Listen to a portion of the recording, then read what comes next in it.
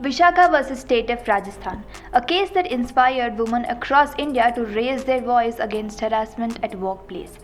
Bhanbari Devi, a social activist from Rajasthan who was brutally gang raped by 5 men as she interrupted the marriage of an infant.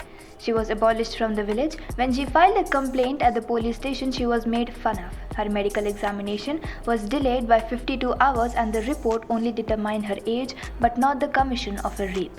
The police had tried all possible ways to avoid filing any complaint against the accused, which resulted in a delayed investigation.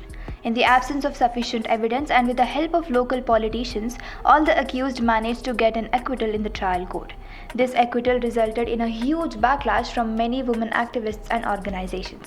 They came together and filed a public interest litigation and called it Vishakha.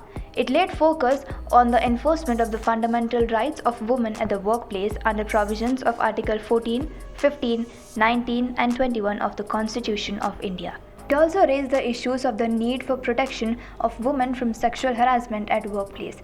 The issues that were involved in the case were if sexual harassment at workplace be brought under Article 21 and Article 16 Clause 4, if international laws be applied in the absence of applicable measures, and if the employer is responsible for the sexual harassment done by or to its employees.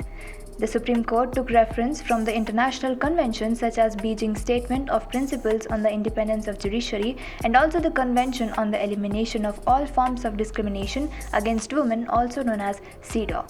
The court then framed guidelines to prevent sexual harassment at workplace known as Vishakha Guidelines that were to be treated as law declared under Article 141 of the Indian Constitution. These guidelines were the foundation for the Sexual Harassment of Women at the Workplace Prevention, Prohibition and Redressal Act 2013. The constitutional principles of equality and liberty sure have been upheld by the Honorable Supreme Court of India in the Vishakha judgment. As uplifting as this case is, Bhanbari Devi is still awaiting justice. It is important to take note of the fact that though such comprehensive laws have been enacted to safeguard women in India, it still ranks as the most dangerous country for women. Maybe it's time to question ourselves. Is it the law or is it us that must be responsible?